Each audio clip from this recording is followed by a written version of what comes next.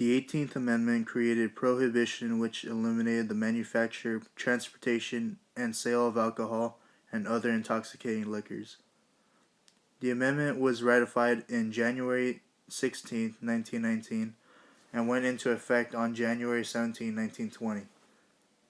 Congress and the states were also given the concurrent power to enforce this article by appropriate legislation, which meant that they could impose laws that would enforce the amendment. This amendment was also given a deadline for ratification, as it would have been discarded if three-fourths of the states didn't ratify it within 7 years of submission of the article.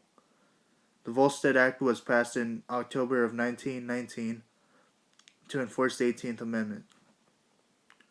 It defined illegal intoxicating liquors to be any drink with an alcohol content above 0.5%. It also allowed federal agents to investigate and prosecute any violators of the amendment. This amendment was very popular and very unpopular, as people during this time typically drank about 3 times as much as people do nowadays. Prior to the amendment, people, especially women, saw the destructive effects of drunkenness, and so supported the temperance movement. The temperance movement basically blamed alcohol for several problems in society, including the destruction of families and crime. The temperance movement promoted moderation or even complete abstinence from the consumption of alcohol. This movement gained support from several organizations such as the Women's Christian Temperance Union and the Anti-Saloon League. However, once the amendment was ratified, opposition to it was immediately apparent. The Volstead Act was actually vetoed by President Woodrow Wilson, but the veto was almost immediately overridden by the Senate and the House of Representatives.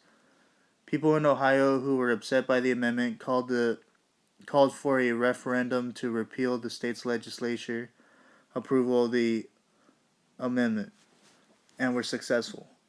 However, supporters of the amendment filed a lawsuit, which became the Supreme Court case known as Hawk v. Smith. The case declared the referendum unconstitutional, and it was repealed, giving back the state's legislature's approval to the amendment. The amendment proved to be a failure, as it proved difficult to enforce, and as people continued to find ways to acquire alcohol, particularly through organized crime. The ratification of the amendment gave rise to organized crime such as the mob and the mafia. These gangsters made large amounts of profit through bootlegging alcohol. As a result, the 18th Amendment became the first and only amendment to be repealed. It was repealed in 1933 by the 21st Amendment.